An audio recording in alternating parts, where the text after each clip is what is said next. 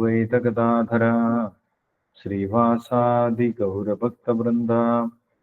ഹരേ കൃഷ്ണ കൃഷ്ണ കൃഷ്ണ ഹരേ ഹരേ, ഹരേ രാമ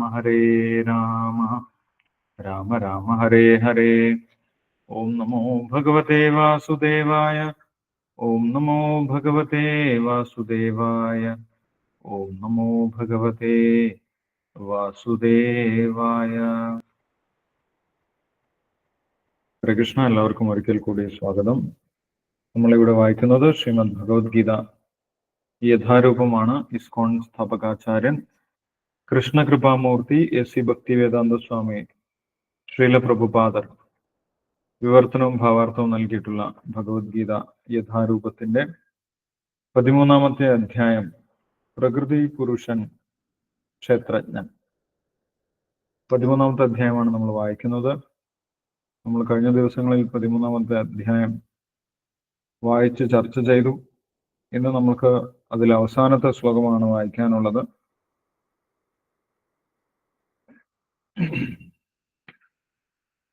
അവസാനത്തെ ശ്ലോകം 35-ാമത്തെ ശ്ലോകം. ക്ഷേത്രജ്ഞയോരേവം അന്തരം ജ്ഞാനചക്ഷുഷ പ്രകൃതി ഭൂതപ്രകൃതി മോക്ഷം ച യേ വിദുർയാന്തി തേ പരം. ഈ അധ്യായത്തിൽ വിവരിച്ചിട്ടുള്ള കാര്യങ്ങൾ, ഈ അധ്യായത്തിൽ ഭഗവാൻ പറഞ്ഞു തന്നിട്ടുള്ള കാര്യങ്ങൾ ശരിയായ രീതിയിൽ ആരാണോ മനസ്സിലാക്കുന്നത് ആ വ്യക്തിക്ക് പരമമായിട്ടുള്ള ധാമത്തിലേക്ക്, ഭഗവാന്റെ അടുത്തേക്ക് തിരിച്ച് പോകാൻ സാധിക്കും. ഭൂതപ്രകൃതി മോക്ഷം ച, ഈ ഭൗതിക പ്രകൃതിയിൽ നിന്നും അവർക്ക് മോചനം ലഭിച്ച് ഭഗവാന്റെ അടുത്തേക്ക് തിരിച്ചു പോകാനുള്ള കഴിവുണ്ടാകും എന്നാണ് പറയുന്നത്. ക്ഷേത്രജ്ഞയോരേവം അന്തരം ജ്ഞാനചക്ഷുഷ ഭൂതപ്രകൃതി മോക്ഷം ച യേ വിദുർയാന്തി തേ പരം. കഴിഞ്ഞ ദിവസങ്ങളിൽ നമ്മൾ ക്ഷേത്രജ്ഞന്മാരെ കുറിച്ചാണ് വിശദമായിട്ട് കേട്ടിട്ടുള്ളത്. ക്ഷേത്രത്തിന്റെ സ്വഭാവം എന്താണ്? ശരീരത്തിന്റെ സ്വഭാവം എന്താണ്? ശരീരവും ജീവാത്മാവും തമ്മിലുള്ള വ്യത്യാസം എന്താണ്?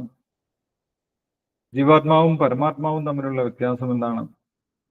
പരമാത്മാവിന്റെ പ്രത്യേക സ്വഭാവ സവിശേഷതകൾ എന്തൊക്കെയാണ്? ഇതൊക്കെ വിശദമായിട്ട് ഭഗവാൻ നമുക്ക് പറഞ്ഞു തന്നു. ഇതെല്ലാം യഥാർത്ഥ രീതിയിൽ ആരാണോ മനസ്സിലാക്കുന്നത് ആ വ്യക്തിക്കുണ്ടാകുന്ന നേട്ടത്തെ കുറിച്ചാണ് ഈ അവസാനത്തെ ശ്ലോകത്തിൽ, 35-ാമത്തെ ശ്ലോകത്തിൽ പറയുന്നത്. ക്ഷേത്രജ്ഞയോർ ഏവം അന്തരം ജ്ഞാനചക്ഷുഷ ഭൂതപ്രകൃതി മോക്ഷം ച യേ വിദുർയാന്തി തേ പരം. അപ്പം ഈ ജ്ഞാനം വെറുതെ ആവുകയില്ല. ഈ ജ്ഞാനം കൊണ്ട് വലിയ നേട്ടമുണ്ട്. ഈ അധ്യായത്തിൽ നിന്ന് ലഭിക്കുന്ന ജ്ഞാനം കൊണ്ട് വലിയ നേട്ടമുണ്ട്. എന്താണ്? ഈ ഭൗതിക പ്രകൃതിയിൽ നിന്ന് മുക്തി നേടാൻ സഹായിക്കുന്ന ജ്ഞാനമാണ് ഈ അധ്യായത്തിൽ പറഞ്ഞിട്ടുള്ളത്. ഇത് ശരിയായ രീതിയിൽ മനസ്സിലാക്കിയിട്ടുള്ള ഒരു വ്യക്തിക്ക് ഈ ഭൗതിക പ്രകൃതിയിൽ നിന്നും, ഭൂതപ്രകൃതിയിൽ നിന്നും മോക്ഷം ലഭിച്ച് യേ വിദുർ യാന്തി തേ പരം, പരമമായിട്ടുള്ള ലക്ഷ്യത്തിലേക്ക്, ഭഗവാന്റെ അടുത്തേക്ക് ആ വ്യക്തിക്ക് എത്തിച്ചേരാൻ സാധിക്കുമെന്നാണ് പറയുന്നത്. നമുക്ക് ആദ്യം വിവർത്തനവും ഭാവാർത്ഥവും വായിക്കാം, അതിനുശേഷം ഡിസ്കസ് ചെയ്യാം. ഹരേ കൃഷ്ണ. വിവർത്തനം ഭാവാർത്ഥം വായിച്ചോളൂ. ഞാൻ വായിക്കട്ടെ പ്രഭുജി? സഞ്ജീവനി മാതാജി വായിച്ചു. ഓം നമോ ഭഗവതേ വാസുദേവായ. ഓം നമോ ഭഗവതേ വാസുദേവായ. ക്ഷേത്രജ്ഞയോരേവം അന്തരം ജ്ഞാനചക്ഷുഷ ഭൂതപ്രകൃതി മോക്ഷം ച യേ വിദുർയാന്തി തേ പരം. വിവർത്തനം ഭാവാർത്ഥം. ഭക്തിവേദാന്ത ശ്രീല പ്രഭുപാദ് കി ജയ്.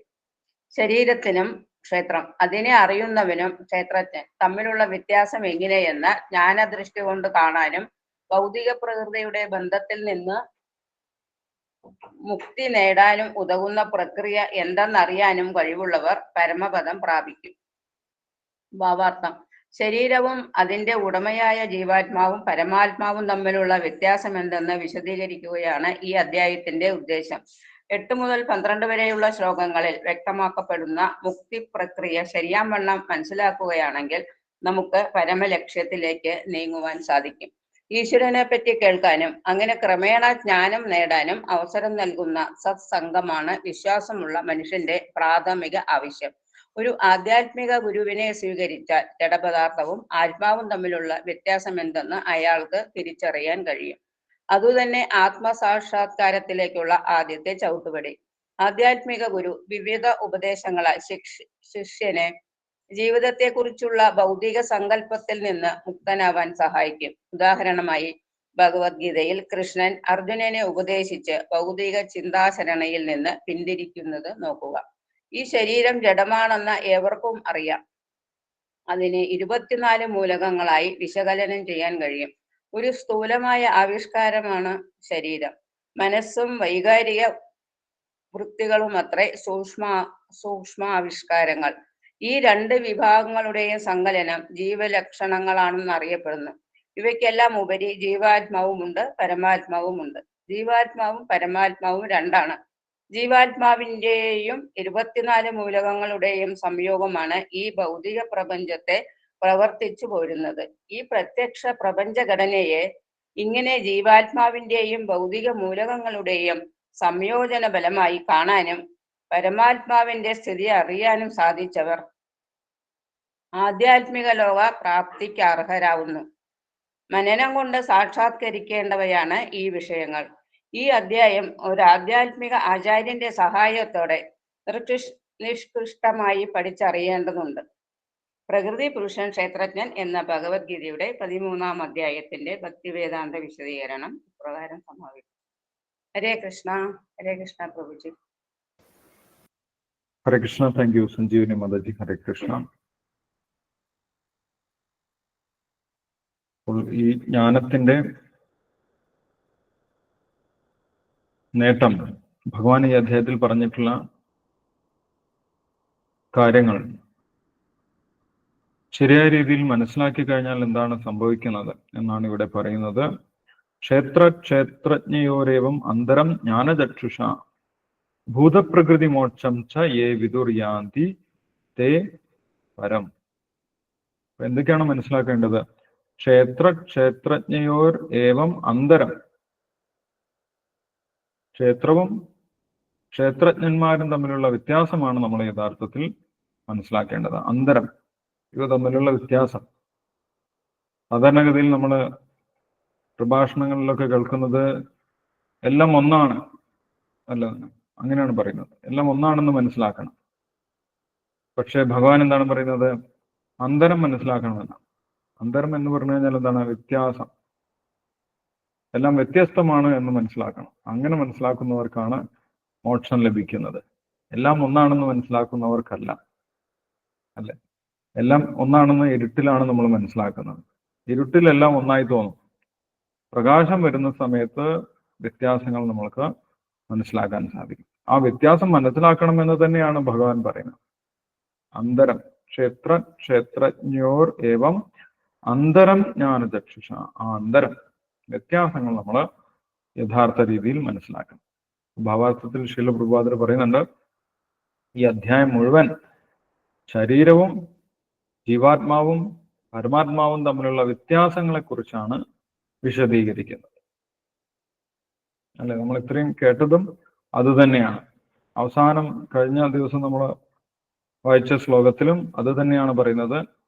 ശരീരവും ജീവാത്മാവും പരമാത്മാവും തമ്മിലുള്ള വ്യത്യാസങ്ങൾ എന്തൊക്കെയാണെന്ന് ആണ് കഴിഞ്ഞ ശ്ലോകങ്ങളിലും പറയുന്നത്.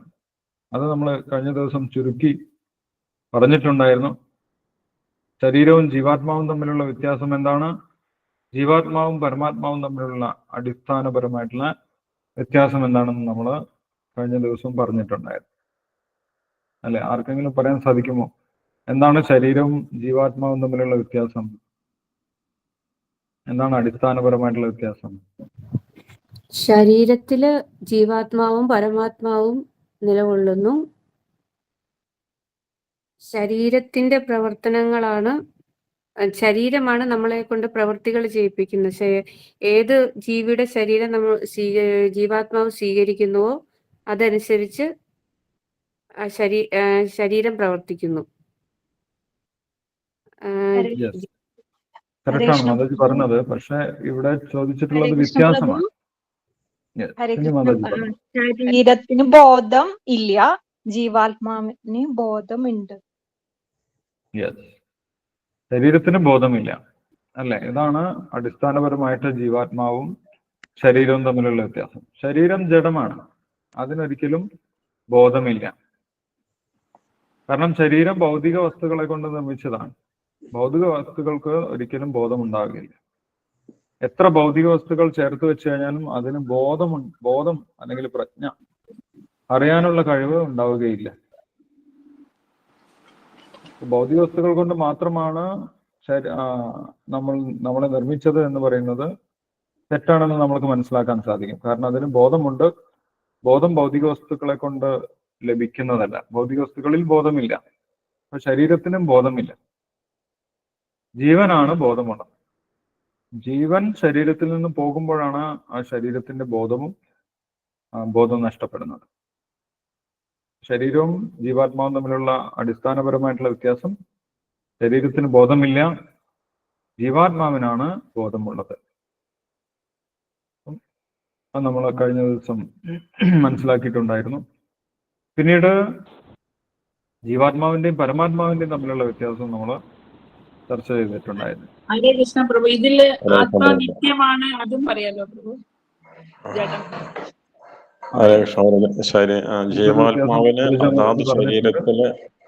ജീവാത്മാവിന് അതാത് ശരീരത്തിലെ പ്രവർത്തനങ്ങളെ കുറിച്ച് മാത്രമേ മനസ്സിലാക്കാനോ നിയന്ത്രിക്കാനോ കഴിയുള്ളൂ. പക്ഷെ പരമാത്മാവിന് എല്ലാ ജീവജാലങ്ങളുടെയും വ്യത്യാസത്തെ കുറിച്ചിട്ടും നിയന്ത്രിക്കാനുള്ള കഴിവും ഉണ്ട് എന്ന് നമ്മൾ അത് പഠിച്ചായിരുന്നു. ഇപ്പം ശിവരാമൻ പ്രഭുജി പറഞ്ഞു ജീവാത്മാവും പരമാത്മാവും തമ്മിലുള്ള വ്യത്യാസം. ജീവാത്മാവിന്റെ ബോധം ഒരു ശരീരത്തിൽ ചുരുങ്ങി നിൽക്കുന്നതാണ്, പരിമിതമാണ്. ഒരു ശരീരത്തിൽ പരിമിതമാക്കിയിട്ടുള്ളതാണ് ജീവാത്മാവിന്റെ ബോധം. അതുകൊണ്ട് ജീവാത്മാവിന് ആ ശരീരത്തിനെ കുറിച്ച് മാത്രമേ അറിയുന്നുള്ളൂ. പക്ഷെ പരമാത്മാവിന്റെ ബോധം പരമമായിട്ടുള്ള ബോധമാണ്.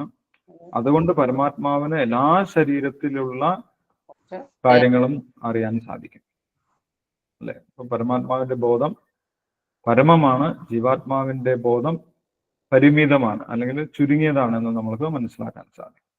ഇങ്ങനെ അടിസ്ഥാനപരമായിട്ടുള്ള വ്യത്യാസങ്ങൾ നമ്മൾക്ക് ഈ ജ്ഞാനമാർഗത്തിലൂടെ കേട്ട് മനസ്സിലാക്കാൻ സാധിക്കുമെന്നാണ് പറയുന്നത്. ശരീരവും ജീവാത്മാവും തമ്മിൽ വ്യത്യാസമുണ്ട്. ശരീരം, ഇപ്പം മാതാജി പറഞ്ഞു, ജലജ മാതാജി പറഞ്ഞു, ശരീരം നശിക്കുന്നതാണ്, ജീവാത്മാവ് ഒരിക്കലും നശിക്കാത്തതാണ്. അതേപോലെ ശരീരത്തിന് ബോധമില്ല, ജീവാത്മാവിനാണ് ബോധമുള്ളത്. ജീവാത്മാവിന്റെ ബോധം പരിമിതമാണ്, ഒരു ശരീരത്തിൽ മാത്രമാണുള്ളത്. പരമാത്മാവിന്റെ ബോധം, എല്ലാ ശരീരത്തിനെ കുറിച്ചുള്ള ബോധം പരമാത്മാവിനുണ്ട്. അതുകൊണ്ട് പരമാത്മാവിന്റെ ബോധം പരമമായിട്ടുള്ള ബോധമാണ്. ഇങ്ങനെ ക്ഷേത്രവും ക്ഷേത്രജ്ഞന്മാരും തമ്മിൽ വ്യത്യാസമുണ്ട്. അതാണ് അന്തരം എന്ന് പറയുന്നത്. ഭഗവാൻ പറയുന്നതും അത് തന്നെയാണ്. ഈ അന്തരം നമ്മൾ മനസ്സിലാക്കണം. ക്ഷേത്രജ്ഞയോരേവം അന്തരം ജ്ഞാനചക്ഷുഷ. അതെങ്ങനെയാണ് മനസ്സിലാക്കുന്നത്? നമ്മൾക്ക് ജ്ഞാനം ആർജിക്കുമ്പോഴാണ്, യഥാർത്ഥ ജ്ഞാനം ലഭിക്കുമ്പോഴാണ് ഈ അന്തരം നമ്മൾക്ക് ബോധ്യപ്പെടുന്നത്. അതിനുള്ള മാർഗം, എങ്ങനെ ഈ ജ്ഞാനം ആർജിക്കാം, അതിന് നമ്മൾ സ്വീകരിക്കേണ്ട പ്രക്രിയയെക്കുറിച്ചാണ് 8 മുതൽ 12 വരെയുള്ള ശ്ലോകങ്ങളിൽ ഭഗവാൻ പറഞ്ഞു തന്നിട്ടുള്ളത്. അതും നമ്മൾ ശരിയായിട്ടുള്ള രീതിയിൽ മനസ്സിലാക്കണം എന്നാണ് ശ്രീല പ്രഭുപാദർ പറയുന്നത്. യഥാർത്ഥ ജ്ഞാനം സ്വീകരിക്കുന്നതിനുള്ള വഴി എന്താണ്, അല്ലെങ്കിൽ യഥാർത്ഥ ജ്ഞാനം എന്താണ്, ഇത് നമ്മൾ അറിഞ്ഞിരിക്കണം. നമ്മൾ എന്തെങ്കിലും പഠിക്കുന്നത് ജ്ഞാനമല്ല. യഥാർത്ഥ ജ്ഞാനം എന്താണ്? എങ്ങനെയാണ് ഈ ഭൗതിക പ്രകൃതിയിൽ നിന്ന് പുറത്തേക്ക് പോകാൻ സാധിക്കുന്നത് എന്നറിയുന്നതാണ് ജ്ഞാനം. എങ്ങനെ എനിക്ക് ഈ ഭൗതിക പ്രകൃതിയിൽ നിന്നും പുറത്തേക്ക് കടക്കാം, ഇതറിയുന്ന വ്യക്തിയെയാണ് ജ്ഞാനി എന്ന് വിളിക്കാൻ സാധിക്കുള്ളൂ. എങ്ങനെയാണ് ഭൗതിക പ്രകൃതിയിൽ നിന്ന് പുറത്തേക്ക് പോകാൻ സാധിക്കുന്നത് എന്നറിയുന്ന വ്യക്തിയെ മാത്രമേ നമുക്ക് ജ്ഞാനി എന്ന് വിളിക്കാൻ സാധിക്കുള്ളൂ. ഇതാണ് യഥാർത്ഥത്തിലുള്ള ജ്ഞാനം. ആ ജ്ഞാനം നേടുന്നതിനുള്ള പ്രക്രിയകളാണ് 8 മുതൽ 12 വരെയുള്ള ശ്ലോകങ്ങളിൽ പറയുന്നത്. ആ ജ്ഞാനം നമ്മൾക്ക് കിട്ടണമെങ്കിൽ നമ്മൾ ആർജിക്കേണ്ട സ്വഭാവം, നമ്മൾ സ്വീകരിക്കേണ്ട നടപടികൾ, നമ്മൾക്കുണ്ടായിരിക്കേണ്ട ഗുണങ്ങൾ, ഇതൊക്കെ 8 മുതൽ 12 വരെയുള്ള ശ്ലോകങ്ങളിൽ പറയുന്നുണ്ട്. അമാനിത്വം, നമ്മൾ അഹങ്കാരികളായിരിക്കാൻ പാടില്ല. അഹങ്കാരികളായി കഴിഞ്ഞാൽ നമ്മൾക്ക് ഉയർന്ന ജ്ഞാനമുള്ള ഒരു വ്യക്തി പറയുന്നത് ക്ഷമാപൂർവം വിനയപൂർവം കേൾക്കാൻ സാധിക്കുകയില്ല. അതുകൊണ്ട് അമാനിത്വം ആദ്യം തന്നെ ഭഗവാൻ പറഞ്ഞു. അമാനിത്വം, അധംബിത്വം, അഹിംസ, ശാന്തി, രാർജവം, ആചാര്യോപാസനം, ഒരു യഥാർത്ഥ ആത്മീയ ഗുരുവിനെ സമീപിക്കണം. ആചാര്യോപാസനം, ശൗചം, ധൈര്യം, സ്ഥിരത ഉണ്ടായിരിക്കണം. പെട്ടെന്ന് തന്നെ എനിക്ക് ജ്ഞാനം ആർജിക്കണം, നാളെ ഞാൻ ഒരു ജ്ഞാനിയായിട്ട് മാറും എന്ന് പെട്ടെന്ന് നടക്കണമെന്ന് വിചാരിച്ചു കഴിഞ്ഞാൽ ചിലപ്പം കഴിഞ്ഞുകൊള്ളണം എന്നില്ല. കാരണം ജ്ഞാനം നമ്മൾക്ക് ലഭിക്കുന്നത് ഒരുപാട് ജന്മത്തിലൂടെ ആണ് നമ്മൾക്ക് യഥാർത്ഥ ജ്ഞാനം ലഭിക്കുന്നത്. ബഹൂനാം ജന്മനാം അന്തേ ജ്ഞാനവാൻ. ഒരു വ്യക്തി യഥാർത്ഥ ജ്ഞാനവാനായി മാറുന്നത് ഒരുപാട് ജന്മത്തിലൂടെയാണ്. അപ്പൊ നമ്മൾ ക്ഷമാശാലിയായിരിക്കണം, ശാന്തി, ധൈര്യം, സ്ഥിരതയുള്ളവനായിരിക്കണം, ആത്മീയ പാതയിൽ ഉറച്ചു നിൽക്കുന്നവനായിരിക്കണം. സ്ഥൈര്യം, ആത്മവിനിഗ്രഹം, ഇന്ദ്രിയാർത്ഥേഷു വൈരാഗ്യം, ഇന്ദ്രിയങ്ങളെ നിയന്ത്രിക്കാൻ സാധിക്കുന്ന വ്യക്തിയായിരിക്കണം. ഇന്ദ്രിയങ്ങളുടെ വിഷയങ്ങളിൽ ആകർഷണം കുറയണം. അനഹങ്കാരൻ ഏവച്ച, ജന്മമൃത്യു ജരാവ്യാധി ദുഃഖദോഷാന ദർശനം. വീണ്ടും വീണ്ടും ജനിക്കുന്നതും മരിക്കുന്നതും വയസ്സാകുന്നതും അസുഖം വരുന്നതും ഒക്കെ ദുഃഖമാണ് എന്ന് അറിഞ്ഞിരിക്കണം. ദുഃഖദോഷാന ദർശനം. അസക്തിരനഭിഷംഗ പുത്രധാര ഗൃഹാദിഷു. വീട്, കുടുംബം, ഇങ്ങനെയുള്ള ചിന്താഗതിയിൽ നിന്നും ഉയർന്നു ചിന്തിക്കാൻ സാധിക്കണം. പുത്രധാര ഗൃഹാദിഷു. നിത്യം ച സമചിത്വത്വം ഇഷ്ടാനിഷ്ടോപപത്തിഷു. സുഖത്തിലും ദുഃഖത്തിലും ഇഷ്ടത്തിലും അനിഷ്ടത്തിലും ഒരേപോലെ നിൽക്കാൻ സാധിക്കണം. മൈചാൻ അന്യയോഗേന ഭക്തിരവി വിചാരിണി. ഭഗവാൻ ശ്രീകൃഷ്ണനിൽ പൂർണ്ണമായിട്ടുള്ള വിശ്വാസവും ഭഗവാനെ ഭക്തിയോടുകൂടി സേവിക്കുകയും വേണം. അതാണ് ഏറ്റവും പ്രധാനപ്പെട്ട ജ്ഞാനത്തിന്റെ ലക്ഷണം എന്ന് ശ്രീല പ്രഭുപാദർ എടുത്തു പറഞ്ഞിട്ടുണ്ടായിരുന്നു. അതുണ്ടെങ്കിൽ ബാക്കിയെല്ലാം വന്നോളും. ഭഗവാനിൽ ഭക്തി ഉണ്ടെങ്കിൽ ബാക്കി എല്ലാ ജ്ഞാനവും നമ്മൾക്ക് ഭഗവാന്റെ കാരുണ്യം കൊണ്ട് ഉണ്ടായിക്കോളും. മൈച്ചാൻ അന്യയോഗേന ഭക്തിരവ്യഭിചാരിണി വിവിക്തദേശ സേവിത്വം അരതിർ ജനസംസതി അധ്യാത്മജ്ഞാന നിത്യത്വം തത്തത് ജ്ഞാനാർത്ഥ ദർശനം ഏതത് ജ്ഞാനം ഇതി പ്രോക്തം അജ്ഞാനം യഥോ അന്യത. ഇതാണ് യഥാർത്ഥത്തിൽ ജ്ഞാനത്തിന്റെ മാർഗം. ഈ ജ്ഞാനമാർഗം യഥാർത്ഥത്തിൽ മനസ്സിലാക്കിയവനാണ് ഭൂതപ്രകൃതി മോക്ഷം, ഈ ഭൗതിക പ്രകൃതിയിൽ നിന്ന് മോചനം ലഭിക്കുന്നത് എന്ന് പറഞ്ഞു. ഈ ജ്ഞാനം ലഭിക്കുന്നതിന് വ്യത്യസ്ത മാർഗങ്ങളുണ്ട് എന്നും ഭഗവാൻ പറഞ്ഞിട്ടുണ്ടായിരുന്നു. 25-ാമത്തെ ശ്ലോകത്തിൽ ഭഗവാൻ പറയുന്നുണ്ട്, ഈ ജ്ഞാനം നമ്മൾക്ക് ലഭിക്കുന്നതിന് വ്യത്യസ്തമായിട്ടുള്ള മാർഗങ്ങളുണ്ട്. ഏതെങ്കിലും ഒരു യോഗമാർഗം സ്വീകരിച്ചു കഴിഞ്ഞാൽ ഈ ജ്ഞാനമൊക്കെ നമ്മൾക്കുണ്ടാകും. ഭൗതിക പ്രകൃതിയെക്കുറിച്ചും ജീവാത്മാവിനെ കുറിച്ചും പരമാത്മാവിനെ കുറിച്ചും വ്യത്യസ്ത യോഗമാർഗങ്ങളിലൂടെ നമ്മൾക്ക് ജ്ഞാനം ലഭിക്കും. അതിൽ ചില ഉദാഹരണങ്ങൾ ഭഗവാൻ പറഞ്ഞിട്ടുണ്ടായിരുന്നു. ധ്യാനേനാത്മനി പശ്യന്തി കേചിതാത്മാനമാത്മന അന്യേ സാങ്കേന യോഗേന കർമ്മയോഗേന ച അപരേ. ഏതെങ്കിലും ഒരു യോഗമാർഗം സ്വീകരിച്ചു കഴിഞ്ഞാൽ നമുക്ക് ജ്ഞാനം ലഭിക്കും. ഒന്നുകിൽ ധ്യാനയോഗം, അല്ലെങ്കിൽ സാഖ്യയോഗം, അതുമല്ലെങ്കിൽ കർമ്മയോഗം.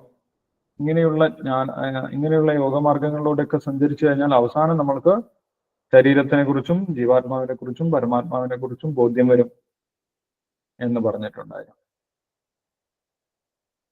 ഈ യോഗമാർഗമൊന്നും സ്വീകരിക്കാൻ സാധിക്കാത്തവർക്കും വേണ്ടിയുള്ള വഴിയും ഭഗവാൻ പറഞ്ഞിട്ടുണ്ടായിരുന്നു 26-ാമത്തെ ശ്ലോകത്തിൽ.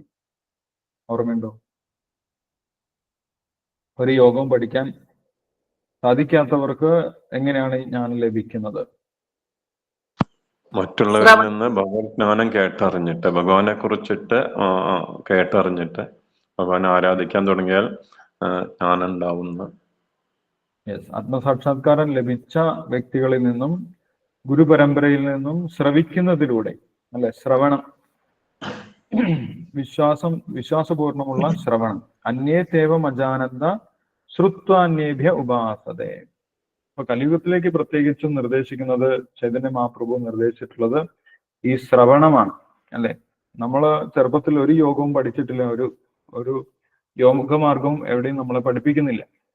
എന്താണ് കർമ്മയോഗം, എങ്ങനെയാണത് പ്രാക്ടീസ് ചെയ്യേണ്ടത്, എങ്ങനെയാണ് ധ്യാനയോഗം ചെയ്യേണ്ടത്, എന്താണ് സാഖ്യയോഗം? ഇതൊന്നും യഥാർത്ഥ രീതിയിൽ നമ്മളെ എവിടെയും പഠിപ്പിക്കുന്നില്ല. അപ്പോൾ നമ്മൾക്ക് ഈ യോഗമാർഗം അറിയാത്തതാണ്. അറിയാത്തവർക്ക് വേണ്ടിയുള്ള മാർഗമാണ് ശ്രവണം. ആധ്യാത്മിക ഗുരുവിൽ നിന്നും ശ്രവിക്കുക എന്നുള്ളതാണ് ഇന്ന് നമ്മൾക്ക് നമ്മുടെ മുന്നിലുള്ള ഈ ജ്ഞാനം ലഭിക്കുന്നതിനുള്ള, ആത്മീയമായിട്ടുള്ള ജ്ഞാനം ലഭിക്കുന്നതിനുള്ള ഒരേ ഒരു വഴി എന്ന് പറയും. അതിനുവേണ്ടി എങ്ങനെ ഒരു ആധ്യാത്മിക ഗുരുവിനെ സ്വീകരിക്കാം, അതും ഇവിടെ ശീലപ്രഭുപാദർ പറയുന്നുണ്ട്. 4-ാമത്തെ അധ്യായത്തിൽ ഭഗവാൻ പറയുന്നുണ്ട്, തദ്വിധി പ്രണിപാതേന പരിപ്രശ്നേന സേവയാ ഉപദേക്ഷന്തിതേ ജ്ഞാനം ജ്ഞാനിന തത്വദർശിന. ആത്മസാക്ഷാത്കാരം ലഭിച്ച ഒരു തത്വദർശിയായിട്ടുള്ള ഗുരു നമ്മൾക്ക് ജ്ഞാനം ഉപദേശിക്കും. എങ്ങനെയാണെങ്കിൽ അദ്ദേഹത്തെ നമ്മൾ സമീപിച്ച് അദ്ദേഹത്തിൽ നിന്ന് വിനയപൂർവം കേട്ട് അദ്ദേഹത്തെ സേവിക്കുകയാണെങ്കിൽ ആ ജ്ഞാനം നമ്മൾക്ക് ലഭിക്കും എന്ന് പറയുന്നു. അപ്പം ഒരു ആധ്യാത്മിക ഗുരുവിൽ നിന്നും കേൾക്കുന്നതിലൂടെയാണ് കലിയുഗത്തിൽ, പ്രത്യേകിച്ച് കലിയുഗത്തിൽ വേറെ മാർഗമൊന്നുമില്ല. കേൾക്കുന്നതിലൂടെ മാത്രമേ നമുക്ക് ഈ ജ്ഞാനം സ്വീകരിക്കാൻ സാധിക്കുകയുള്ളൂ. ഒരു ആധ്യാത്മിക ഗുരുവിന്റെ ഡ്യൂട്ടിയും കടമയും എന്താണെന്ന് ഭാവാർത്ഥത്തിൽ ശീലപ്രഭാതർ പറയുന്നുണ്ട്. ശരീരവും ജീവാത്മാവും വേറെ വേറെയാണ്. ഞാൻ ശരീരമല്ല, ശരീരം നശിച്ചു പോകുന്നതാണ്, ഞാൻ ഒരിക്കലും നശിക്കുന്നില്ല എന്നുള്ള ഒരു ബോധ്യം ശിഷ്യൻ ഉണ്ടാക്കി കൊടുക്കുക എന്നുള്ളതാണ് ആദ്യമായിട്ട് ആധ്യാത്മിക ഗുരുവിന്റെ ഡ്യൂട്ടി. അല്ലെ, ആധ്യാത്മിക ഗുരു വേറെ ഒരു കാര്യമല്ല ചെയ്യുന്നത്. അതുകൊണ്ട് ആധ്യാത്മിക ഗുരുവിനോട് ഈ കാര്യങ്ങളെ കുറിച്ചാണ് ചോദിക്കേണ്ടത്. അല്ലാതെ വീട്ടിൽ ഉള്ള പ്രശ്നങ്ങളെ കുറിച്ചല്ല ആധ്യാത്മിക ഗുരുവിനോട് പറയേണ്ടത്. ഒരു ആധ്യാത്മിക ഗുരുവിന്റെ സഹായത്തോടു കൂടി നമ്മൾക്ക് ബോധ്യപ്പെടും, ശരീരം നശിച്ചാലും ഞാൻ ഒരിക്കലും നശിക്കുന്നില്ല എന്നുള്ള കാര്യം. അത് തുടർച്ചയായിട്ടുള്ള ശ്രവണത്തിലൂടെയാണ് നമ്മൾക്ക് ബോധ്യപ്പെടുന്നത് എന്ന് പറയുന്നുണ്ട്. അതിനു വേണ്ടിയിട്ടാണ് ഭഗവാൻ 2-ാമത്തെ അധ്യായത്തിൽ അർജുനൻ ആദ്യം തന്നെ അത് ഉപദേശിച്ചു കൊടുത്തത്. ആത്മതത്വം, ശരീരവും ജീവാത്മാവും ജീവനും വേറെ വേറെയാണ്. അത് തുടർച്ചയായിട്ട് ഭഗവാൻ പറയുന്നുണ്ടായിരുന്നു. ഒരു ശ്ലോകത്തിലല്ല, നിരന്തരമായിട്ട് ഭഗവാൻ പറയുന്നുണ്ടായിരുന്നു. വ്യത്യസ്ത രീതിയിൽ അന്തവന്ത ഇമേദേഹ നിത്യസ്വക്ത ശരീരേണ. ശരീരം മാത്രമേ നശിച്ചുള്ളൂ. ജാതസ്യ ഹി ധ്രുവോ മൃത്യു ധ്രുവം ജന്മ വ്രതസ്യ. ജനിച്ച ശരീരമൊക്കെ നശിക്കും, പക്ഷെ ഒരിക്കലും ജീവാത്മാവ് നശിക്കുന്നില്ല. ജീവാത്മാവിനെ ഒരു വസ്തുവിനെ കൊണ്ട് നശിപ്പിക്കാൻ സാധിക്കുകയില്ല. അച്ഛേദ്യോയം അദാഹ്യോയം അക്ലേദ്യോഷോഷേവച നിത്യ സർവഗത സ്ഥാണു അചലോയം സനാതന. അങ്ങനെ ജീവാത്മാവിന്റെ സ്വഭാവത്തിനെ കുറിച്ച് വീണ്ടും വീണ്ടും പല രീതിയിൽ ഭഗവാൻ പറഞ്ഞ് ബോധിപ്പിക്കുന്നുണ്ടായി. അങ്ങനെ നിരന്തരം കേൾക്കുന്നതിലൂടെയും അതിനെക്കുറിച്ച് ചിന്തിക്കുന്നതിലൂടെയാണ് ഈ കാര്യം നമ്മൾക്ക് ബോധ്യപ്പെടുന്നത് എന്ന് ശീലപ്രഭാതർ പറയുന്നുണ്ട്. നിരന്തരമായിട്ടുള്ള മനനം ചെയ്യുന്നതിലൂടെയാണ് ഈ കാര്യം നമ്മൾക്ക് ശരിയാണ് എന്ന് ബോധ്യപ്പെടുന്നത്. കാരണം എന്താണ്? അതുവരെ നമ്മൾ വേറെ രീതിയിലാണ് നമ്മൾ ചിന്തിക്കുന്നത്. ശരീരം നശിച്ചു കഴിഞ്ഞാൽ ഞാനും ഇല്ലാതാവും, അതുകൊണ്ട് നമ്മൾ ഈ ജീവിതത്തിൽ ഏറ്റവും വലിയ നേട്ടം ഉണ്ടാക്കണം, ഭൗതികമായിട്ടുള്ള നേട്ടം ഉണ്ടാക്കണം എന്നൊക്കെ വിചാരിച്ച് അങ്ങനെയാണ് നമ്മളെ പഠിപ്പിക്കുന്നത്. പക്ഷെ അതിന് വിപരീതമായിട്ടുള്ള കാര്യങ്ങളാണ് ആത്മീയ തത്വശാസ്ത്രത്തിൽ നമ്മളെ പഠിപ്പിക്കുന്നത്. അപ്പൊ അത് നിരന്തരം കേൾക്കണം. സാധാരണ നമ്മൾ കേൾക്കുന്നതല്ല, അതുകൊണ്ട് നമ്മൾ ഇത് നിരന്തരം കേൾക്കണം. കേൾക്കുന്നതിലൂടെ നമ്മൾക്കത് ബോധ്യപ്പെടാൻ സാധിക്കും. അങ്ങനെ എന്താണ് നമ്മൾക്ക് ബോധ്യപ്പെടേണ്ടത് എന്നും പറയുന്നുണ്ട്. ശരീരവും ജീവാത്മാവും പരമാത്മാവും തമ്മിലുള്ള വ്യത്യാസമാണ് നമ്മൾക്ക് ബോധ്യപ്പെടേണ്ടത്. ഈ ലോകം മുഴുവൻ ക്ഷേത്രവും ക്ഷേത്രജ്ഞനും മാത്രമേ ഉള്ളൂ, വേറെ ഒന്നുമില്ല എന്ന് നമ്മൾക്ക് ബോധ്യപ്പെടേണ്ടത്. ഇത് ബോധ്യപ്പെട്ട വ്യക്തിക്ക് തിരിച്ച് ഭൗതിക പ്രകൃതിയിൽ നിന്ന് മുക്തി നേടി ഭഗവാന്റെ അടുത്തേക്ക് പോകാനുള്ള യോഗ്യതയുണ്ട് എന്നാണ് പറയുന്നത്. എല്ലായിടത്തും നമ്മൾ കാണുന്നതൊക്കെ എന്താണ്? ക്ഷേത്രവും ക്ഷേത്രജ്ഞനും മാത്രമാണ്. അതായത് ഭൗതിക ശരീരവും ഭൗതിക ശരീരത്തിനെ പ്രവർത്തിപ്പിക്കുന്ന രണ്ട് ആത്മാക്കളും, ജീവാത്മാവും പരമാത്മാവും. ജീവാത്മാവിന്റെയും പരമാത്മാവിന്റെയും സാന്നിധ്യത്തിലുള്ള ശരീരങ്ങളുടെ പ്രവർത്തനം മാത്രമാണ് നമ്മൾ കാണുന്നത്. അതിന്റെ പുറകിൽ രണ്ട് വ്യക്തികളുണ്ട്, ജീവാത്മാവുണ്ട്, അതേപോലെ പരമാത്മാവും ഉണ്ട്. നമ്മൾക്ക് സംഭവിക്കുന്ന ജീവിതത്തിൽ സംഭവിക്കുന്ന കാര്യങ്ങളൊക്കെ പരമാത്മാവ് അറിഞ്ഞുകൊണ്ട് തന്നെയാണ് നമ്മൾക്ക് സംഭവിക്കുന്നത്, വെറുതെ സംഭവിക്കുന്നതല്ല എന്ന് ബോധ്യപ്പെട്ട വ്യക്തിക്ക് യഥാർത്ഥ ജ്ഞാനമുണ്ട് എന്നാണ് പറയുന്നത്. ആ വ്യക്തിക്ക് ഈ ഭൗതിക പ്രകൃതിയിൽ നിന്നും പുറത്തു കടക്കാൻ സാധിക്കുമെന്ന് പറയും. ഈ കാര്യങ്ങളൊക്കെ നമ്മൾ യഥാർത്ഥ ഒരു ആധ്യാത്മിക ഗുരുവിൽ നിന്ന് തന്നെയാണ് കേൾക്കേണ്ടത് എന്നും ശ്രീല പ്രഭാതർ പറയുന്നുണ്ട്. യഥാർത്ഥത്തിൽ നമ്മുടെ ഗുരുവായിട്ട് നമ്മൾക്ക് നമ്മുടെ മുന്നിലുള്ളത് ശ്രീല പ്രഭാതർ തന്നെയാണ്, അല്ലെ? ശ്രീല പ്രഭാതർ ഇത്രയും വിശദീകരിച്ച് ഓരോ ശ്ലോകത്തിന്റെയും ഭാവാർത്ഥം നമ്മൾക്ക് നൽകിയിട്ടുള്ളത് കൊണ്ടാണ് നമ്മൾക്ക് ഈ കാര്യങ്ങളെ കുറിച്ച് ചിന്തിക്കാൻ സാധിക്കുന്നത്. അത് നമുക്ക് അതിനെക്കുറിച്ച് മനനം ചെയ്യാൻ സാധിക്കുന്നത്. അതുകൊണ്ട് ശ്രീല പ്രഭാതർ തന്നെയാണ് നമ്മുടെ ശിക്ഷാഗുരുവായിട്ടുള്ളത്. ആരൊക്കെയാണോ ശ്രീല പ്രഭാതരുടെ പുസ്തകങ്ങൾ വായിക്കുന്നത് അവരൊക്കെ ശ്രീല പ്രഭാതരുടെ ശിക്ഷണം സ്വീകരിക്കുന്ന ശിഷ്യന്മാരാണ്. അതിനു വേണ്ടിയിട്ടാണ് ശ്രീല പ്രഭാതർ ഇതൊക്കെ പുസ്തക രൂപത്തിൽ എഴുതി വെച്ചിട്ടുള്ളത്. വീണ്ടും വീണ്ടും വായിക്കുന്നത് നമ്മൾക്ക് ഈ കാര്യങ്ങൾ ബോധ്യപ്പെടാൻ സഹായിക്കുമെന്നാണ് പറയുന്നത്. അപ്പം ഒരു പ്രാവശ്യം വായിച്ചത് കൊണ്ട് മാത്രം മനസ്സിലായില്ലെങ്കിൽ നമ്മൾ വീണ്ടും വീണ്ടും ഈ കാര്യങ്ങൾ വായിച്ച് ബോധ്യപ്പെടേണ്ടതാണ്. അങ്ങനെ ബോധ്യപ്പെട്ടു കഴിഞ്ഞാൽ നമ്മൾക്ക് ആത്മസാക്ഷാത്കാരത്തിൽ ആദ്യപടി നമ്മൾ കടന്നു എന്നുള്ളതാണ്. അതാണ് ആദ്യത്തെ സ്റ്റെപ്പ് എന്നാണ് പറയുന്നത്. ശ്രീല പ്രഭാതർ പറയുന്നുണ്ട്. എന്താണ് ആദ്യത്തെ സ്റ്റെപ്പ്? ശരീരവും ആത്മാവും വേറെ വേറെയാണ് എന്ന് ബോധ്യപ്പെടുന്നതാണ് ആദ്യത്തെ സ്റ്റെപ്പ്. ഇത് ബോധ്യപ്പെട്ടിട്ടില്ലെങ്കിൽ പിന്നെ നമ്മൾക്ക് ആത്മീയമായിട്ട് പിന്നീട് ഉയരാൻ സാധിക്കുകയില്ല. വീണ്ടും നമ്മൾ ശരീരത്തിന്റെ നിലവാരത്തിൽ തന്നെ ചിന്തിക്കുമെന്നാണ് പറയുന്നത്. അത് ഒരു ആധ്യാത്മിക ഗുരുവിനെ സ്വീകരിച്ചാൽ ജഡപദാർത്ഥവും ആത്മാവും തമ്മിലുള്ള വ്യത്യാസം എന്തെന്ന് അയാൾക്ക് തിരിച്ചറിയാൻ കഴിയും. അതുതന്നെ ആത്മസാക്ഷാത്കാരത്തിലേക്കുള്ള ആദ്യത്തെ ചവിട്ടുപടി. ഇതാണ് ബേസിക് ആയിട്ടുള്ള നോളജ്. ആത്മസാക്ഷാത്കാരത്തിൽ ശരീരം നശിക്കുന്നതാണ്, ആത്മാവ് ഒരിക്കലും നശിക്കുന്നില്ല, ഞാൻ ഒരിക്കലും മരിക്കുന്നില്ല എന്നുള്ള ആ ഒരു അടിസ്ഥാന അറിവിനെ തുടർന്നാണ് ബാക്കി ആത്മീയമായിട്ടുള്ള അറിവുകളൊക്കെ നമുക്ക് ലഭിക്കുന്നത് എന്ന് പറയും. അങ്ങനെ ഈ അധ്യായം നമ്മൾ മുഴുവൻ വായിച്ചു ഡിസ്കസ് ചെയ്തു.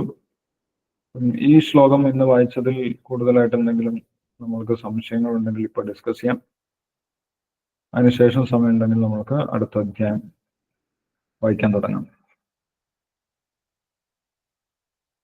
ഹരേ കൃഷ്ണ പ്രഭു, തത്വമസി വാക്യമുണ്ടല്ലോ, തത്വമസി, യെസ്, അതില് നമ്മുടെ പരമാത്മാവിനെ അല്ലേ സൂചിപ്പിക്കുന്നത്? അതിൽ നിന്ന്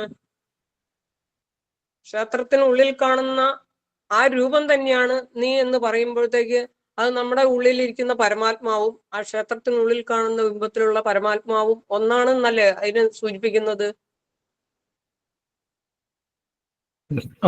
തത്വമസി എന്ന് പറയുന്നത് തത്വമസി മഹാവാക്യം. അത് നമ്മൾ ആത്മീയമായിട്ടുള്ള ഉയർച്ചയിലേക്ക് സഹായിക്കുന്നതാണെന്ന് പറയുന്നുണ്ട്. അഹം ബ്രഹ്മാസ്മി എന്ന് പറയുന്നതും തത്വമസി എന്ന് പറയുന്നതും ഒരേ അർത്ഥമുള്ളതാണെന്നാണ് പറയുന്നത്. അഹം ബ്രഹ്മാസ്മി എന്ന് പറയുന്നതും തത്വമസി എന്ന് പറയുന്നതും നമ്മളെ ശരീരമല്ല, നമ്മൾ ആത്മാവാണ് എന്ന് സൂചിപ്പിക്കുന്നതാണ്. നമ്മൾ ശരീരമല്ല, നമ്മൾ ആത്മാവാണ് എന്നാണ് തത്വമസിയിലും സൂചിപ്പിക്കുന്നത്. അത് നീയാകുന്നു. നീ എന്താണ്? നീ ശരീരമല്ല, അഹം ബ്രഹ്മാസ്മി, ഞാൻ ശരീരമല്ല ആത്മാവാണ് എന്നാണ് സൂചിപ്പിക്കുന്നത്. അപ്പൊ അത് ആദ്യത്തെ സ്റ്റെപ്പാണ്. അത് ആത്മീയമായിട്ടുള്ള ഉയർച്ചയിൽ ആദ്യത്തെ സ്റ്റെപ്പാണ്. നമ്മൾ അറിഞ്ഞിരിക്കേണ്ട ബേസിക് ആയിട്ടുള്ള കാര്യമാണ്. പക്ഷെ തത്വമസി എന്ന് പറയുന്നത് നീ ഈശ്വരനാണ് എന്ന് ഒരിക്കലും സൂചിപ്പിക്കുന്നില്ല, അല്ലെ? നമ്മൾ അഹം ബ്രഹ്മാസ്മി എന്ന് പറയുമ്പോൾ ഞാൻ ബ്രഹ്മമാണ് എന്നേ മനസ്സിലാക്കുന്നുള്ളൂ, അല്ലാതെ ഞാൻ പരബ്രഹ്മമാണെന്ന് പറയുന്നില്ല. ഞാൻ ബ്രഹ്മമാണ്. ചില ആളുകൾ ഞാൻ ബ്രഹ്മമാണെന്ന് കേട്ട ഉടനെ തന്നെ ആളുകൾ തെറ്റിദ്ധരിച്ചു വെച്ചിട്ടുണ്ട്. അവര് യഥാർത്ഥ ഗുരുപരമ്പരയിൽ നിന്ന് കേൾക്കുന്നില്ല, അതുകൊണ്ടാണ്. അല്ലെ, ഞാൻ ബ്രഹ്മമാണ് എന്ന് കേൾക്കുമ്പോൾ തന്നെ നമ്മൾ ഞാൻ ഈശ്വരനാണെന്ന് പറയാൻ തുടങ്ങും. കാരണം അതാ നമ്മളെ ഉള്ളിലുള്ള ഒരു ആഗ്രഹമാണ്, എനിക്ക് ഈശ്വരനാകണം. അതിനു വേണ്ടിയിട്ടാണ് നമ്മൾ ഈ ലോകത്തിലേക്ക് വന്നിട്ടുള്ളത്, ഭൗതിക ലോകത്തിലേക്ക്. അപ്പൊ നമ്മൾ ബ്രഹ്മമാണ് എന്ന് കേൾക്കുമ്പോൾ നമ്മൾ പറയും ഞാൻ തന്നെയാണ് ഈശ്വരൻ. ഈശ്വരൻ പരബ്രഹ്മമാണ്. നമ്മൾ ഭഗവത്ഗീതയിൽ പഠിക്കുന്നുണ്ട്. 11-ാമത്തെ അധ്യായത്തിൽ അർജുനൻ പറയുന്നുണ്ട്, പരം ബ്രഹ്മ പരം ധാമ പവിത്രം പരമം ഭവാൻ പുരുഷം ശാശ്വതം ദിവ്യം ആദിദേവം അജം വിഭും. അങ്ങാണ് പരബ്രഹ്മം. നമ്മളാരും പരബ്രഹ്മമാണെന്ന് പറയുന്നില്ല. നമ്മൾ എന്താണ്? നമ്മൾ ബ്രഹ്മമാണ്. പരബ്രഹ്മത്തിന്റെ അംശമാണ് ബ്രഹ്മം. പരമാത്മാവിന്റെ അംശമാണ് ജീവാത്മാവ്. അപ്പൊ നമ്മൾ അംശമാകുന്നതേ ഉള്ളൂ, നമ്മൾ ഒരിക്കലും പൂർണ്ണമാകുന്നില്ല. നമ്മൾ ആ പൂർണ്ണത്തിന്റെ അംശമാണ് എല്ലാ സമയത്തും. അതാണ് തത്വമസിയും അഹം ബ്രഹ്മാസ്മിയും നമ്മളെ പഠിപ്പിക്കുന്നത്.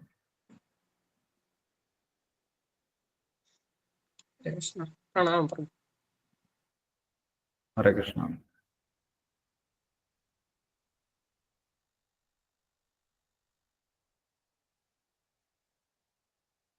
യെസ്, ഈ ശ്ലോകത്തിൽ വേറെ എന്തെങ്കിലും സംശയമുണ്ടോ?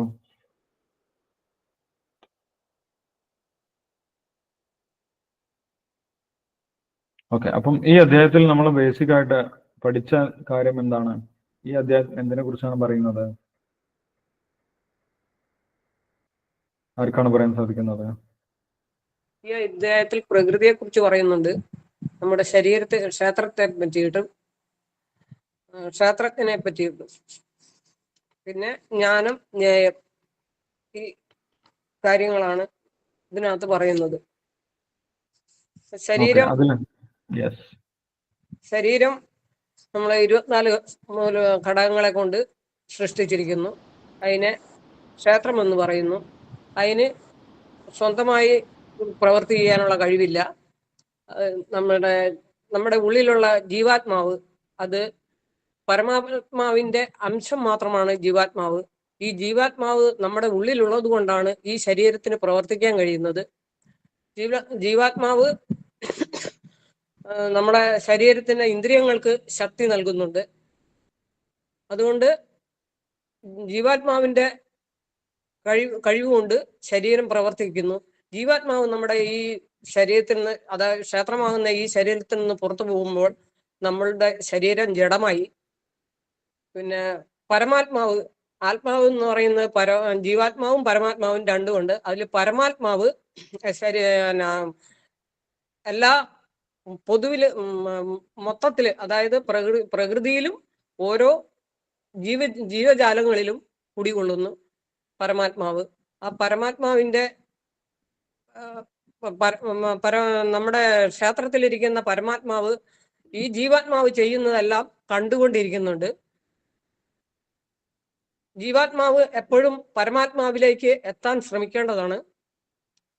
ഇതിനെക്കുറിച്ചുള്ള, ക്ഷേത്രത്തെയും ജീവാത്മാവിനെയും പരമാത്മാവിനെയും കുറിച്ചുള്ള അറിവാണ് ജ്ഞാനം. ന്യായം ഇത് തമ്മിലുള്ള വ്യത്യാസങ്ങൾ മനസ്സിലാക്കലാണ്.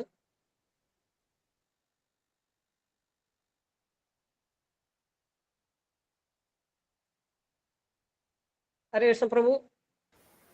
ഓക്കെ, യെസ്, സുലോചന മാതാജി പറഞ്ഞതൊക്കെ വളരെ കറക്റ്റാണ്. നമ്മൾ ഈ അധ്യായത്തിൽ നിന്ന് മനസ്സിലാക്കിയിട്ടുള്ള കാര്യങ്ങളാണ്. വളരെ വ്യക്തമായിട്ട് സുലോചന മാതാജി പറഞ്ഞു തന്നു.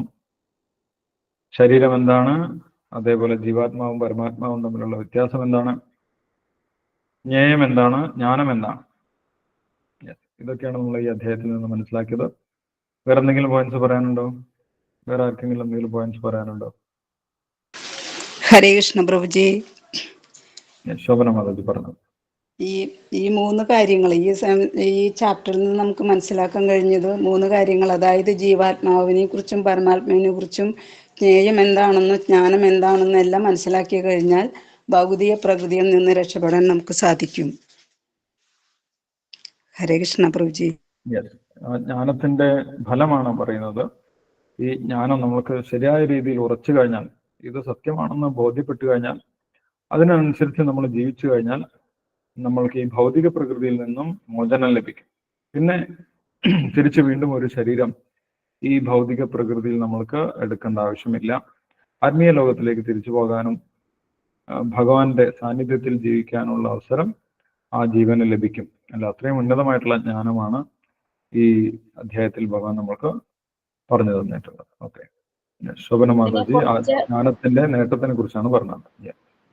ഇതിനെക്കുറിച്ച് ഒന്നും അറിയാത്ത ഒരു വ്യക്തിക്ക് ശ്രവണത്തിൽ നിന്നും അതായത് കണ്ടിന്യൂസ് ആയിട്ട് ഭഗവാന്റെ കഥകളും അല്ലെങ്കിൽ ഭഗവാനെ കുറിച്ചുള്ള ടോക്സുകളും അതൊക്കെ ശ്രവണം ചെയ്യുന്ന സമയത്ത് ഇതിനെക്കുറിച്ച് മനസ്സിലാക്കാനായിട്ട് സാധിക്കും. ഹരേ കൃഷ്ണ പ്രഭു. അതെ, എങ്ങനെയാണ് ഇന്നത്തെ കാലത്ത് ഈ ജ്ഞാനം നമ്മൾക്ക് ലഭിക്കുന്നത് എന്നാണ് പ്രസന്ന മാതാജി പറഞ്ഞത്. മറ്റ് യോഗങ്ങളിലൂടെയും നമുക്ക് ഈ ജ്ഞാനം ലഭിക്കും. ധ്യാനയോഗം, കർമ്മയോഗം, സാഖ്യയോഗം ഇങ്ങനെയുള്ള യോഗങ്ങളിലൂടെയും നമുക്ക് ഈ ജ്ഞാനം ലഭിക്കും. പക്ഷെ കലിയുഗത്തിൽ നമ്മൾക്ക് അതിനുള്ള സാധ്യതയില്ല. ശ്രവണത്തിലൂടെ മാത്രമേ കേൾക്കുന്നതിലൂടെ മാത്രമേ ഈ ജ്ഞാനം നമുക്ക് ഇന്നത്തെ കാലത്ത് ലഭിക്കാനുള്ള ഒരേ ഒരു വഴിയുള്ളൂ. പ്രഭുജി, ഞാൻ ഒരു പോയിന്റ് പറയട്ടെ. ലാസ്റ്റ് പോയിന്റ്, ശരീരം നശിക്കുന്നു, ആത്മാവ് നശിക്കുന്നില്ല എന്ന അറിവാണ് ആദ്യത്തെ ആത്മസംസ്കാരത്തിനുള്ള ചവിട്ടുപടി. ആത്മസാക്ഷാത്കാരം വ്യത്യസ്തമായിട്ടുള്ള നിലവാരത്തിലുണ്ട്. ഭാഗവതത്തിൽ പറയുന്നുണ്ട് അല്ലേ? ബ്രഹ്മേതി പരമാത്മേതി ഭഗവാൻ ഇതി ശബ്ദത. അപ്പൊ അതിൽ ആദ്യത്തെ സ്റ്റെപ്പാണ് ഞാൻ ശരീരമല്ല, ഞാൻ ഒരിക്കലും നശിക്കാത്ത ജീവനാണ്, ശരീരം മാത്രമേ നശിക്കുന്നുള്ളൂ, മരിക്കുന്ന സമയത്ത് ശരീരം മാത്രമേ നശിക്കുന്നുള്ളൂ, ജീവൻ ഒരു നാശവും സംഭവിക്കുന്നില്ല എന്ന് മനസ്സിലാക്കുന്നത് ആത്മസാക്ഷാത്കാരത്തിലെ ആദ്യത്തെ സ്റ്റെപ്പാണ്. അതിനാണ് ബ്രഹ്മസാക്ഷാത്കാരം എന്ന് പറയുന്നത്. പിന്നീട് പരമാത്മ സാക്ഷാത്കാരം, അതിനുശേഷം ഈശ്വര സാക്ഷാത്കാരം അല്ലെങ്കിൽ ഭഗവത് സാക്ഷാത്കാരം. ആദ്യ സ്റ്റെപ്പ് ആത്മാവിനെ കുറിച്ച് മനസ്സിലാക്കുന്നതാണ് എന്ന് പറഞ്ഞിട്ടുണ്ടായിരുന്നു. അതാണ് ഹേമലത മാതാജി പറഞ്ഞത്. Okay, very good. Hare Krishna Prabhu. ഭഗവാന്റെ അടുത്ത് തിരിച്ചു പോകാൻ താല്പര്യമുള്ളവർക്ക് ഭഗവാന്റെ സേവനം ചെയ്ത് തിരിച്ചു പോകാം. അല്ലാത്തവർക്ക് ജനന മരണങ്ങളിൽപ്പെട്ട് ജനിച്ചും മരിച്ചും 84 ലക്ഷം ജീവനുകളിൽ കൂടി സഞ്ചരിക്കാം. കൃമിയായും പുഴുവായും അങ്ങനെ പട്ടിയായിട്ടും ജനിച്ച് ഏത് ശരീരമാണോ കിട്ടുന്നത് അനുസരിച്ച് ജീവിച്ചേ മതിയാവുകയുള്ളൂ. അത് പ്രകൃതി ഗുണങ്ങളോട് നമ്മൾ ബന്ധപ്പെടുന്നതിനനുസരിച്ച് നമ്മൾക്ക് വ്യത്യസ്തമായിട്ടുള്ള ശരീരങ്ങൾ കിട്ടിക്കൊണ്ടിരിക്കും. 22ാമത്തെ ശ്ലോകത്തിൽ പറയുന്നുണ്ട് അല്ലെ? കാരണം ഗുണസങ്കോസ്യ അസദ്യോനി ജന്മസു. ഓരോ ഗുണവുമായിട്ട് ബന്ധപ്പെടുന്നതിനനുസരിച്ച് ഇപ്പൊ മാതാജി പറഞ്ഞ പോലെ 84 ലക്ഷം ശരീരങ്ങൾ, വ്യത്യസ്ത ശരീരങ്ങൾ നമ്മൾക്ക് ലഭിക്കും. പക്ഷെ ഈ ജ്ഞാനം നേടിക്കഴിഞ്ഞാൽ നമ്മൾക്ക് ഇങ്ങനെയുള്ള ശരീരങ്ങൾ സ്വീകരിക്കേണ്ട ആവശ്യമില്ല, തിരിച്ച് ഭഗവാന്റെ അടുത്തേക്ക് പോകാൻ സാധിക്കും. കറക്റ്റാണ്. യെസ്. ഭഗവാനിൽ ലയിച്ചു കഴിഞ്ഞാൽ പിന്നെ ഒരു ജന്മം നമുക്ക് ഉണ്ടാവില്ലല്ലോ അല്ലെ പ്രഭുജി? ഭഗവാനിൽ ലയിക്കുന്ന കാര്യം പറയുന്നില്ല, നമ്മുടെ അതായത് ഭഗവാനിലേക്ക് നമ്മൾ തിരിച്ചു പോകുമെന്ന് പറഞ്ഞില്ലേ, പിന്നെ നമുക്ക് ജന്മമില്ലല്ലോ. യെസ്, അത് നമ്മൾ അടുത്ത അധ്യായത്തിൽ പഠിക്കുന്നുണ്ട്. ഭഗവാനിലേക്ക് തിരിച്ചു പോയി കഴിഞ്ഞാൽ എന്താണ് സംഭവിക്കുന്നത്? ഭഗവാനെ നമ്മൾ ഒരിക്കലും ലയിച്ചു ചേരുന്നില്ല. ഭഗവാൻ അവിടെ സേവനം, നിരന്തരമായിട്ടുള്ള സേവനം, ഭഗവാനോടൊപ്പം ആനന്ദപൂർവ്വം ജീവിക്കാനാണ് നമ്മൾക്ക് സാധിക്കുന്നത്. നമ്മൾ ഒരിക്കലും ലയിച്ച് ഇല്ലാതാകുന്നില്ല. അതാദ്യം തന്നെ ഭഗവാൻ 2ാമത്തെ അധ്യായത്തിൽ തന്നെ പറയുന്നു. ആദ്യത്തെ ഉപദേശം അതാണ്. നത്വേവാഹം ജാതുനാസം നത്വം നേമേ ജനാധിപ നൈവ ന ഭവിഷ്യാമ സർവേ വയമതപരം. നീയും ഞാനും ഈ കാണുന്ന രാജാക്കന്മാരൊന്നും ഒരിക്കലും ഇല്ലാതാകുന്നില്ല. അവർ മുന്നേ ഉണ്ടായിരുന്നു, ഇപ്പോഴുണ്ട്, ഇനി ഭാവിയിലും അവരൊരിക്കലും ഇല്ലാതാകുന്നില്ല. അതായത് എല്ലാവരുടെയും ഇൻഡിവിജ്വാലിറ്റി, എല്ലാവരുടെയും വ്യക്തിത്വം ഒരിക്കലും നശിക്കുന്നില്ല. എല്ലാവരും എല്ലാ കാലത്തും ഉണ്ടാകും. ഞാനും ഉണ്ടാകും, ഭഗവാനായിട്ടുള്ള ഞാനുണ്ടാകുമെന്ന് ഭഗവാൻ പറയുന്നു. നീയും ഉണ്ടാകും, അർജുന, എൻ്റെ ഭക്തനായിട്ടുള്ള നീയും ഉണ്ടാകും. നീയും ഞാനും മാത്രമല്ല, എല്ലാവരും ഉണ്ടാകും. ഈ കാണുന്ന രാജാക്കന്മാരും എല്ലാവരും എല്ലാ കാലത്തും അതേപോലെ തന്നെ നിലനിൽക്കും. അവരുടെ വ്യക്തിത്വം നിലനിൽക്കും. മോക്ഷം കിട്ടിയെന്ന് വിചാരിച്ച് അവർ ഒരിക്കലും അലിഞ്ഞില്ലാതാവുന്നില്ല. മോക്ഷം കിട്ടിയാലും അവർ വ്യക്തികളായിട്ട് തന്നെ നിലനിൽക്കും എന്നാണ് പറയുന്നത്. അത് അടുത്ത അധ്യായത്തിൽ കൂടുതൽ വിശദീകരിക്കുന്നുണ്ട്. അപ്പൊ നമുക്ക് മനസ്സിലാക്കാൻ സാധിക്കും. ഹരേ കൃഷ്ണ പ്രഭു, ഞാൻ ഒരു പോയിന്റ് പറയാം. സഞ്ജയന് മാതാജി. ശരീരത്തെ മാത്രം കാണുന്നത് കാഴ്ചയില്ലാത്ത ഒരവസ്ഥയാണ്. യഥാർത്ഥ കാഴ്ച എന്ന് പറയുന്നത് ആത്മീയമായിട്ടുള്ള കാഴ്ചയാണ് എന്ന് പറയുന്നുണ്ട് അല്ലെ? പിന്നെ ജീവാത്മാവും പരമാത്മാവും ഒരിക്കലും നശിക്കുന്നില്ല. പിന്നെ ഉണ്ണുന്നതും ഉറങ്ങുന്നതും എല്ലാം ശരീരത്തിന്റെ പ്രവർത്തനമാണ്. ജീവാത്മാവ് വെറുതെ ഇരിക്കുന്നു എന്ന് പറയും. യെസ്. അപ്പൊ നമ്മൾ ശരീരത്തിന് മാത്രം കാണുകയാണെങ്കിൽ നമ്മൾ വ്യക്തികളെ കാണുന്നില്ല, അല്ലെ? നമ്മൾ തമ്മിൽ സംസാരിക്കുന്നുണ്ടെങ്കിലും, പലരും സംസാരിക്കുന്നുണ്ടെങ്കിലും നമ്മൾ ശരീരം മാത്രം കാണുകയാണെങ്കിൽ നമ്മൾ ആ വ്യക്തികളെ കാണുന്നില്ല എന്നുള്ളതാണ് അർത്ഥം. കാരണം ആ ശരീരമല്ല വ്യക്തി, ശരീരത്തിനകത്തിരിക്കുന്ന ജീവാത്മാവാണ് വ്യക്തി എന്ന് പറയുന്നത്. ആ ജീവാത്മാവിനെ കുറിച്ച് മനസ്സിലാക്കാതെ നമ്മൾക്ക് ശരിയായിട്ടുള്ള കാഴ്ചയില്ല. നമ്മൾ ബ്ലൈൻഡ് ആയിട്ടാണ് അല്ല, നമ്മൾ ഒരേ കുടുംബത്തിലുള്ള ആളുകളാണെങ്കിലും ചില ആളുകൾ നമ്മളുടെ ഒരു കൺസെപ്റ്റ് അനുസരിച്ച് നമ്മൾ പറയും അവരച്ഛനും മകനുമാണ്, അല്ലെങ്കിൽ മകനും അമ്മയുമാണ് എന്നൊക്കെ പറയും. പക്ഷെ ജീവാത്മാവിനെ കുറിച്ച് അറിഞ്ഞില്ലെങ്കിൽ അവരൊരിക്കലും കാണുന്നില്ല എന്നുള്ളതാണ്. നമ്മൾ കുടുംബാംഗങ്ങളാണ് എന്നൊക്കെ പറയും, പക്ഷെ അവരൊരിക്കലും കാണുന്നില്ല. ശരീരത്തിന് മാത്രമാണ് അവർ കാണുന്നത്. അപ്പൊ അവർ ബ്ലൈൻഡാണ്, കാണുന്നില്ല. കാണാതെയാണ് കുടുംബക്കാരാണെന്നൊക്കെ പറയും. ശരീരത്തിന് മാത്രം കണ്ടുകൊണ്ടാണ് കുടുംബമാണെന്ന് പറയുന്നത്. ഇത് ശ്രീരാമചന്ദ്ര ഭഗവാൻ ചോദിക്കുന്നുണ്ട്, അല്ലെ? ബാലിയെ വധിച്ച സമയത്ത് ബാലിയുടെ പത്നി ആരാണ്? താരയാണ്. താരോപദേശത്തിൽ താര പറയുന്നു, നിങ്ങൾ എന്റെ ഭർത്താവിനെ കൊന്നു. അപ്പൊ ശ്രീരാമചന്ദ്ര ഭഗവാൻ ചോദിക്കുന്നുണ്ട്, ആരാണ് നിന്റെ ഭർത്താവ്? നീ ഇത്രയും കാലം കണ്ടുകൊണ്ടിരുന്ന ഈ ശരീരമാണോ നിന്റെ ഭർത്താവ്? ശരീരമാണെങ്കിൽ ആ ശരീരം ഇപ്പോഴും അവിടെ കിടക്കുന്നുണ്ട്, അല്ലേ? പക്ഷെ നിന്റെ ഭർത്താവ് പോയി എന്ന് പറഞ്ഞുകൊണ്ടാണ് നീ കരയുന്നത്. അപ്പൊ ആരാണ് പോയത്? ആ പോയ വ്യക്തിയെ നീ കണ്ടിട്ടുണ്ടോ? പോയ വ്യക്തി ഇത്രയും കാലം ആയിട്ട് നീ കണ്ടിട്ടുണ്ടോ? കാണാത്ത ഒരു വ്യക്തിയെ കുറിച്ച് നീ വിലപിക്കുന്നത് എന്തിനാണ്? ഇപ്പൊ ഭൗതികമായിട്ടുള്ള ബന്ധം എന്ന് പറയുന്നത് കാണാത്ത ബന്ധമാണ്, നമ്മൾ കാണുന്നില്ല. അതുകൊണ്ടാണ് ജീവാത്മാവിനെ കാണാത്തവർ കാഴ്ചയില്ലാത്തവരാണ് എന്ന് പറയുന്നത്. യഥാർത്ഥ കാഴ്ച ആത്മാവിനെ കുറിച്ചുള്ള കാഴ്ചയാണ് എന്ന് പറയുന്നത്. ആ ഒരു പോയിന്റാണ് മാതാജി പറഞ്ഞിട്ടുള്ളത്, സഞ്ജീവനി മാതാജി പറഞ്ഞത്. Thank you Mataji. ഹരേ കൃഷ്ണ. ഹരേ കൃഷ്ണ പ്രഭുജി. ധന്യ മാതാജിയാണ്. ധന്യ മാതാജി പറഞ്ഞോളൂ. ഈ പ്രപഞ്ചത്തിലുള്ള എല്ലാ ജീവജാലങ്ങളെയും ദർശിച്ചു കഴിഞ്ഞാല് എല്ലാത്തിലും ക്ഷേത്രവും ക്ഷേത്രജ്ഞനും ഉണ്ട്. ആ ക്ഷേത്രവും ക്ഷേത്രജ്ഞനെയും കുറിച്ച് മനസ്സിലാക്കി കഴിഞ്ഞാൽ ഓരോരുത്തരിലുള്ള ആ പരമാത്മ ദർശിത്വം ആ രീതിയിൽ നമ്മൾക്ക് മനസ്സിലാക്കാൻ കഴിയും. ആ രീതിയിൽ ഓരോരുത്തരെയും കാണാനും സാധിക്കും. ഹരേ കൃഷ്ണ. ഈ ഒരു ജ്ഞാനം ലഭിച്ചു കഴിഞ്ഞാൽ നമ്മൾക്കുണ്ടാവുന്ന കാഴ്ചപ്പാടിലുള്ള വ്യത്യാസമാണ് പറഞ്ഞിട്ടുള്ളത്, ധന്യമാതാജി പറഞ്ഞിട്ടുള്ളത്. എങ്ങനെയാണെന്ന് നമ്മൾ കാണുന്നത്, അല്ല? ഈ പ്രപഞ്ചം മുഴുവൻ ക്ഷേത്രവും ക്ഷേത്രജ്ഞന്മാരും മാത്രമേ ഉള്ളൂ. എല്ലാ സ്ഥലത്തും ക്ഷേത്രങ്ങളുണ്ട്. ക്ഷേത്രം എന്ന് പറഞ്ഞു കഴിഞ്ഞാൽ വ്യത്യസ്തമായിട്ടുള്ള ശരീരങ്ങൾ. അതേപോലെ അതിനകത്ത് ക്ഷേത്രജ്ഞന്മാരുണ്ട്, ജീവാത്മാവും പരമാത്മാവും. ഇതെല്ലാ സ്ഥലത്തും ഒരേപോലെ തന്നെയാണ് എന്ന് നമ്മൾക്ക് എല്ലാവരെയും ഒരേപോലെ കാണാൻ സാധിക്കും. എല്ലാവരും ഭഗവാന്റെ അംശമാണ്. എല്ലാവരുടെ ഹൃദയത്തിൽ ഭഗവാൻ പരമാത്മ രൂപത്തിൽ ഇരിക്കുന്നുണ്ട് എന്ന് നമ്മൾക്ക് എല്ലാവരും ഒരേപോലെ കാണാനുള്ള ഒരു കാഴ്ചപ്പാട് നമ്മൾക്ക് ലഭിക്കും. ഓക്കെ, അത് ലഭിച്ചവരാണ് തിരിച്ച് ഭഗവാന്റെ അടുത്തേക്ക് പോകാൻ യോഗ്യരായിട്ടുള്ളവർ എന്നാണ് പറയുന്നത്. ഹരേ കൃഷ്ണ പ്രഭു.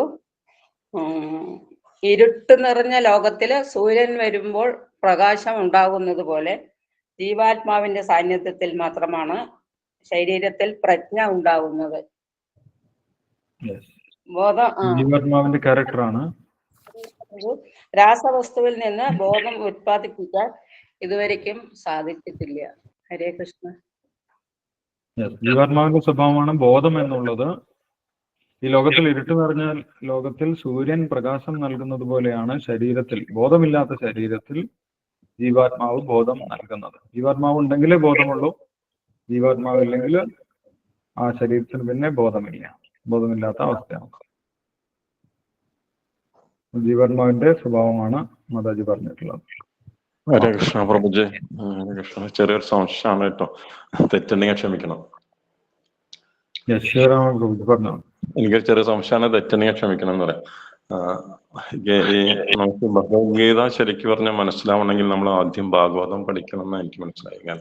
അല്ലെങ്കിൽ ഭാഗവതത്തിലെ ഭഗവാനെ കുറിച്ചിട്ട് മനസ്സിലാക്കുമ്പോഴാണ് നമുക്ക് ഭഗവത്ഗീത ശരിക്കും പറഞ്ഞ മനസ്സിൽ നിൽക്കണോ അല്ലെങ്കിൽ മണ്ടയിൽ കയറണമല്ലോ, അങ്ങനെ എനിക്ക് തോന്നിയത്. ശരിയാണോ തെറ്റാണോ എന്നറിയാം. യെസ്, നമ്മൾക്ക് രണ്ടും പഠിക്കാം, രണ്ടും ഒരുമിച്ച് പഠിക്കുന്നതിന് കുഴപ്പമില്ല. പക്ഷെ ഭഗവത്ഗീതയാണ് അടിസ്ഥാനമായിട്ടുള്ള ആ ഗ്രന്ഥം. ഭഗവാനെ കുറിച്ചുള്ള അടിസ്ഥാനപരമായിട്ടുള്ള ജ്ഞാനമൊക്കെ ഭഗവത്ഗീതയിൽ പറയുന്നുണ്ട്, അല്ലെ? അഹം സർവസ്യ പ്രഭോ, ഞാനാണ് എല്ലാറ്റിന്റെയും ഉറവിടം. ആ ഭഗവത്ഗീതയുടെ അടിസ്ഥാനത്തിൽ ഭാഗവതം പഠിക്കുന്നതും ഭാഗവതം പഠിക്കുമ്പോഴാണ് നമുക്ക് ഭാഗവതം യഥാർത്ഥ രീതിയിൽ മനസ്സിലാക്കാൻ സാധിക്കുന്നത്. ഭഗവത്ഗീതയുടെ അടിസ്ഥാനമില്ലാതെ ഭാഗവതം പഠിക്കുന്നതാണ് ചില ആളുകൾ ഭഗവാനെ ഒരു സാധാരണ ഭഗവാനെ കുറിച്ചുള്ള ഭക്തി വരുന്നത് ഭാഗവത്തിലെ കഥകളിൽ കൂടെയാണല്ലോ എന്നാണ് ഞാൻ ഉദ്ദേശിച്ചത്. ഭക്തി നമ്മൾക്ക് ഉറയ്ക്കുന്നത് ഭാഗവതം ദിവസം കേൾക്കുമ്പോഴാണെന്ന് പറയുന്നുണ്ട്. നിത്യം ഭാഗവത സേവയാ ഭക്തി ഭവതി നൈഷ്ഠി. അപ്പൊ ഭാഗവതത്തിൽ കൂടി ഭഗവാനെ മനസ്സിലാക്കിയിട്ട് നമുക്ക് ഭഗവത്ഗീത പഠിക്കുമ്പോൾ കുറച്ചും കൂടി മനസ്സിൽ നിൽക്കാൻ മനസ്സിൽ കയറണ്ടേ എന്നാണ് എനിക്ക് തോന്നുന്നത്. തീർച്ചയായിട്ടും ഭാഗവതം വായിച്ചിട്ട് ഭഗവത്ഗീത വായിക്കുമ്പോൾ നമുക്ക് കൂടുതൽ മനസ്സിലാവും. ഭഗവത്ഗീത വായിച്ച് ഭാഗവതം വായിക്കുമ്പോൾ നമുക്ക് ശരിയായ രീതിയിൽ ഭാഗവതം മനസ്സിലാവും, അല്ലേ? ഭാഗവതം വായിക്കുമ്പോൾ പ്രത്യേക ഒരു രസമാണ്, കൂടുതലൊരു സന്തോഷം. പ്രഭുജി, അത് ഒരു കാര്യം ചോദിച്ചോട്ടെ. ഈ പ്രാണൻ, ഈ പഞ്ചപ്രാണൻ നമ്മുടെ ശരീരത്തിലേക്ക് വരുമ്പോഴത്തേക്ക് അത് ദശപ്രാണന്മാരാണെന്നുണ്ടല്ലോ, അതിനെ കുറിച്ചിട്ടൊന്നും പറയുന്നില്ലല്ലോ നമ്മുടെ